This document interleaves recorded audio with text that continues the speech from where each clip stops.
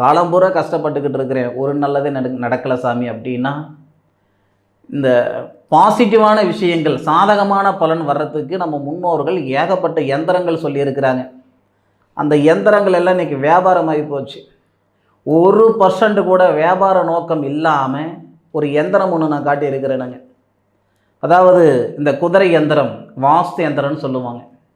7 குதிரைகள், சூரியனுடைய அம்சம், சுக்கிர பகவானுடைய அமைப்பு கொண்டு 7 குதிரைகள் கொண்டு 4 சக்கரங்கள் கொண்டு உங்களுடைய வாழ்வாதாரத்துக்கு ஒரு யந்திரம் ஒன்று காட்டியிருக்கிறேனுங்க. இந்த வீடியோவுடைய தலைப்பில் பார்த்துருப்பீங்க.